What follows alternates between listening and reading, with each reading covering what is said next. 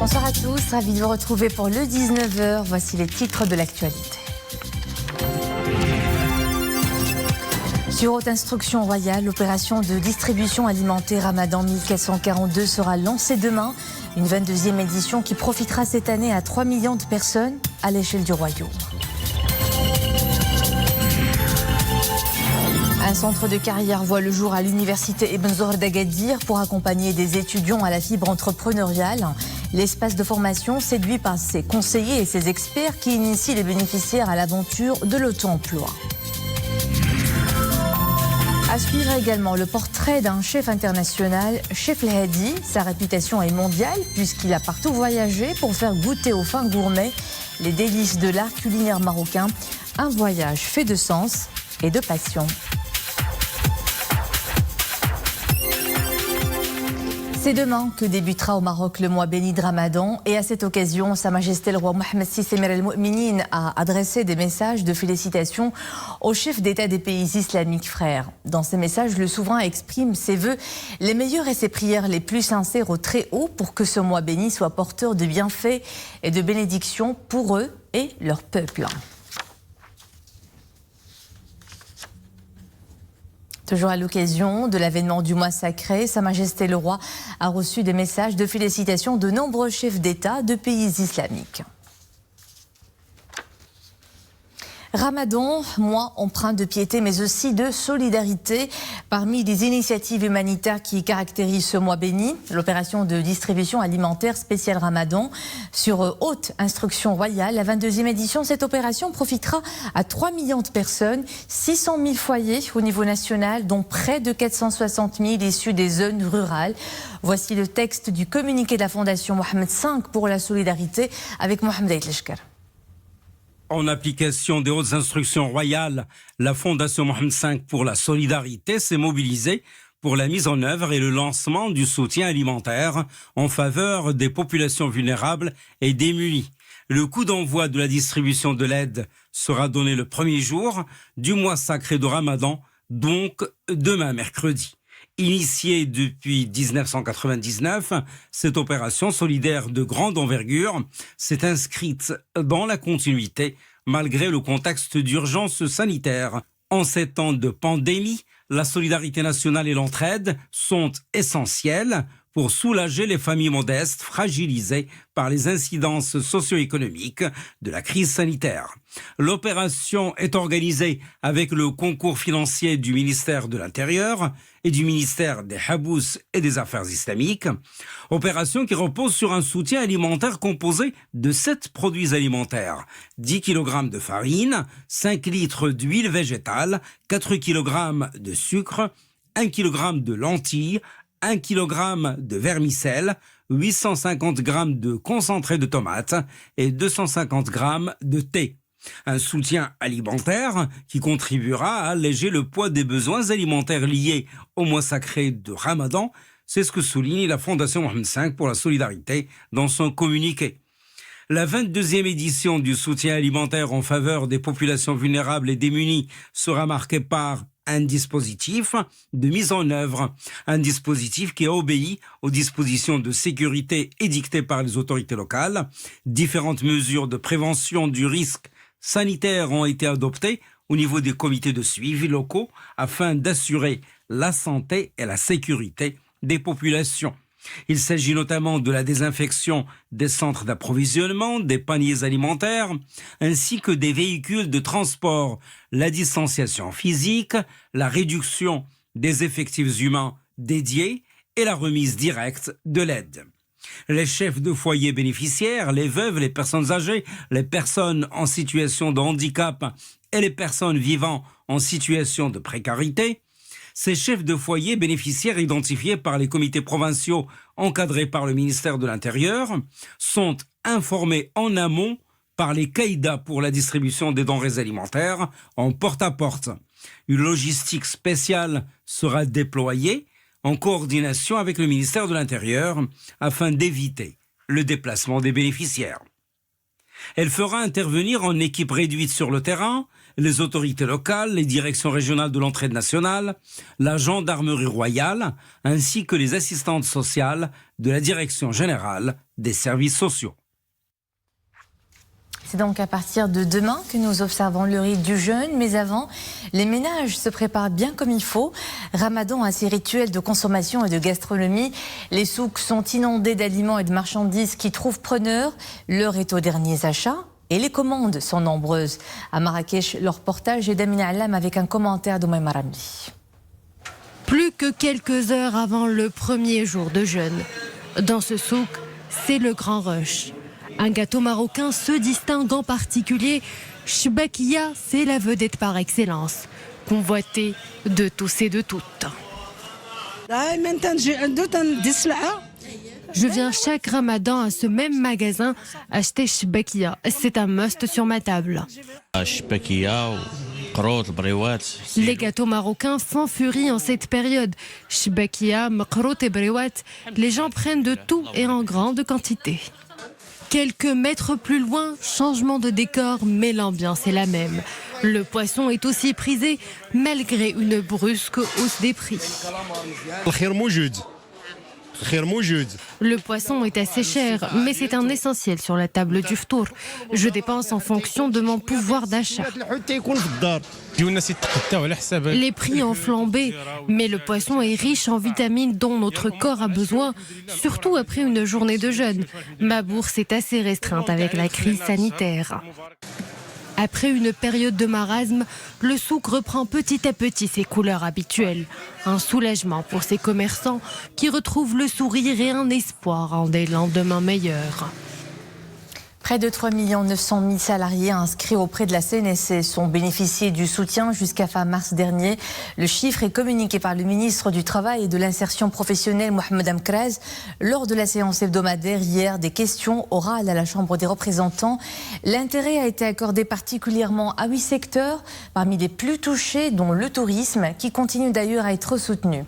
Zakaria Mouqimbillah, Nisri El-Hamdawi. Le tourisme, un secteur durement impacté par la crise sanitaire. Depuis plus d'1 an, les salariés en arrêt provisoire de travail bénéficient d'une indemnité forfaitaire. Cette mesure de soutien financée par le Fonds spécial Covid-19 bénéficie également à 7 autres secteurs d'activité. Tous les secteurs impactés ont été soutenus pendant la période du confinement sanitaire, mais également après le déconfinement. L'intérêt a été accordé aux secteurs les plus touchés, dont les effets négatifs de la crise sont toujours palpables, notamment le tourisme. Prolongées pour la 2e année consécutive, les restrictions pour lutter contre le Covid-19 ont des impacts négatifs pour les trésoreries des entreprises, mais aussi pour les emplois. Le nombre total d'employés inscrits auprès de la Caisse nationale de sécurité sociale qui ont bénéficié du soutien a atteint 3 892 668 salariés dans les secteurs concernés, pour un montant de 6 240 140 530 dirhams jusqu'à fin mars dernier. 2000 dirhams, c'est le montant de l'indemnité forfaitaire attribuée aux employés en arrêt provisoire de travail suite à la pandémie. Les salariés du secteur de la restauration pourront eux aussi en bénéficier. Notre coup d'œil de la situation épidémiologique. D'abord, le total des vaccinés a atteint 4 495 477 pour ce qui est de la première dose et 4 155 395 pour la deuxième injection.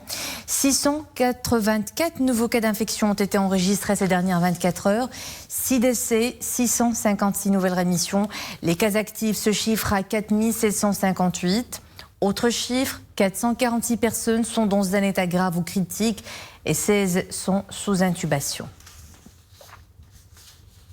Le ministre des Affaires étrangères, de la coopération africaine et des Marocains résidant à l'étranger s'est entretenu en visioconférence avec son homologue omanais Badr Ben Hamad Ben Hamoud Al Boussaïd dans le cadre des relations fraternelles entre les deux pays et de leur tradition de consultation et de coordination politique. À cette occasion, Nasser Bourita s'est félicité de la position constante du sultanat d'Oman en soutien à la souveraineté du Maroc sur son Sahara et l'unité de ses territoires et aux mesures prises par le royaume pour défendre sa sécurité et sa souveraineté. Les réalisations et les projets d'avenir menés dans le cadre de la transition énergétique présentés hier lors de la deuxième réunion ministérielle du Conseil de transition énergétique de la COP26. Réunion au mode virtuel inaugurée par le secrétaire général de l'ONU, Antonio Guterres. Le ministre de l'Énergie, des Mines et de l'Environnement, Aziz Rabah, y a présenté les principaux axes de la transition énergétique au Maroc au cours de la prochaine décennie. L'électricité, les énergies propres, la vulgarisation des énergies renouvelables, l'efficacité énergétique ou encore l'économie d'énergie et la recherche scientifique. Autant de sujets évoqués au cours de cette réunion lancée par le Royaume-Uni dans le cadre de sa présidence de la future COP26. Vous êtes jeune, vous voulez participer à un programme de colonie de vacances ou à un séjour touristique ou linguistique, vous pouvez postuler par une simple application digitale qui sera bientôt mise en place par le ministère de la Culture, de la Jeunesse et des Sports en partenariat avec l'Agence de développement du digital. L'application mobile promet d'être ludique et innovante. Sa vocation est axée sur le sport et la culture. Elle combine des fonctionnalités digitales à la réalité physique et permettra aux différentes catégories de jeunes d'accéder aux infrastructures du ministère pour déverrouiller des séquences permettant de cumuler des points à convertir en récompenses et de participer aux différents programmes d'animation, notamment les vacances pour tous et le tourisme culturel. Un centre de carrière pour nourrir la fibre entrepreneuriale des étudiants. L'idée séduit beaucoup d'étudiants en fin de parcours universitaire. À l'université Ibn Zohr d'Agadir, un espace de formation leur est dédié en vue de les accompagner à faire le premier pas dans l'aventure de l'auto-emploi. On voit cela dans ce reportage de Hijb Tsamak Nordin Saber avec un récit de Mariam Missi. Loin de l'ambiance magistrale de l'amphithéâtre, ces 4 étudiants assistent à l'inauguration de leur tout nouvel espace de formation. C'est ici, au Career Center, qu'ils feront leur première immersion dans le monde de l'entrepreneuriat. Une formation qui dépasse le simple cursus universitaire. Le Career Center, c'est un espace dédié aux étudiants pour les accompagner et bien sûr les préparer au marché du travail. Ce centre va certainement nourrir notre sens d'entrepreneuriat, mais également nos compétences en matière de création de projets. Nous allons pouvoir maîtriser tout le processus de la conception à la phase finale. C'est une réelle valeur ajoutée pour nous. Aussitôt ouvert, le centre voit déjà converger ses premiers adhérents. Des étudiants, pour la plupart en fin de parcours. Pépinière d'entrepreneurs, le Career Center ressuscite chez eux le goût d'innover. En mettant en place cet espace, la faculté des lettres et des sciences humaines cherche à investir dans l'élément humain. C'est une nouvelle forme de suivi qui est prodiguée. L'idée est d'orienter les étudiants dans leur plan de carrière et leur assurer un accompagnement vers la création de leurs entreprises. Le Career Center, une belle locomotive d'évolution pour ces futurs lauréats. Diplôme en poche, ils pourront d'ores et déjà faire leur baptême entrepreneurial. Se rappelle maintenant des horaires du travail dans les administrations, les établissements publics et les collectivités territoriales pendant le Ramadan. À partir du 1er Ramadan, les fonctionnaires et les employés dans ces structures commenceront la journée de travail à 9h et la finiront à 15h du lundi au vendredi. Notez aussi que la grille de la programmation des cours du téléenseignement diffusés sur les chaînes de télévision nationales Al-Rabia Al-Ayoun et Al-Amaziria subiront un changement durant le mois sacré au niveau de la chaîne culturelle Al-Rabia. Une première programmation concernant le cycle secondaire qualifiant avec toutes ses sections et filières sera planifiée de 10h à 18h et une deuxième de 21h à minuit. La chaîne de l'Ayoun diffusera, elle, les cours de 10h à 17h au profit des élèves du primaire et du préscolaire, ainsi que les cours en langue des signes et l'éducation sportive. Pas de changement pour les cours d'enseignement secondaire collégial diffusés sur Al-Amaziria, qui sont maintenus de 8h à 12h30. Et puis les horaires de nos JT sur Al-Oula seront également réaménagés pendant le Ramadan. Les JT en français et en espagnol seront programmés à 11h tous les lundis et mardis et à 13h de mercredi à dimanche. Les JT en langue arabe et en amazigh seront diffusés à 16h. Le JT principal en langue arabe à 21h15 et le dernier bulletin d'information aux environs de minuit et demi. Nous restons toujours dans l'univers des sens, cette fois où nous allons à présent à la rencontre plutôt d'un chef plusieurs fois étoilé. Ses plats ont fait le tour du monde, tout comme lui. J'ai nommé Chef El Hadi, une vie et une carrière dédiée à la promotion de la gastronomie marocaine. Une cuisine connue pour sa finesse et sa richesse, que le chef talentueux fait connaître là où il passe. Il a officié chez les plus prestigieuses adresses de la planète, de Londres à Kuala Lumpur. Ses recettes font recette, mais sa grande fierté n'est autre que son attachement aux grands classiques du pays. Voici son portrait réalisé par Nadia El Moudane, Jihad Libri, Mohamed Nasseri et Nisri El Hamdawi. Le geste est précis, les ingrédients sont bien choisis pour un menu iodé des plus gourmands, à l'image de la gastronomie marocaine, généreuse et savoureuse. Le chef cuisinier international El Hadi a toujours cru en la singularité de l'art culinaire marocain. Un savoir-faire riche par ses multiples affluents et dont les saveurs ont bercé l'enfance d'un Hadi prédestiné à porter la toque d'un chef. Ma relation avec l'art culinaire a commencé il y a bien longtemps, à l'âge de 8 ans. Je suis issue d'une famille férue de gastronomie. À présent, je fais de la création culinaire. Je mélange les cultures. Dans un seul plat, vous pouvez goûter aux saveurs du monde.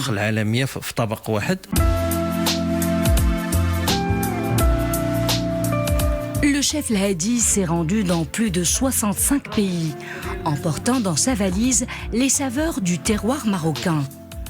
Ces voyages ont permis de belles rencontres, au cours desquelles notre chef a été un digne ambassadeur culinaire de son pays.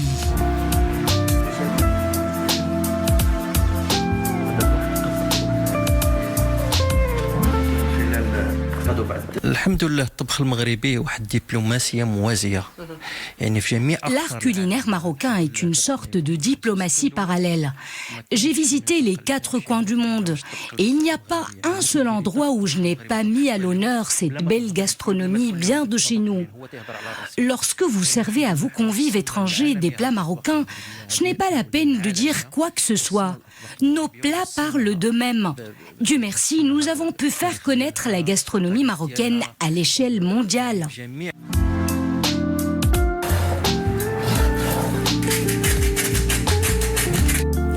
Après avoir longtemps vécu à Londres, le chef El Hadi est retourné au Bercail, posant ses bagages loin de sa ville natale, Nador.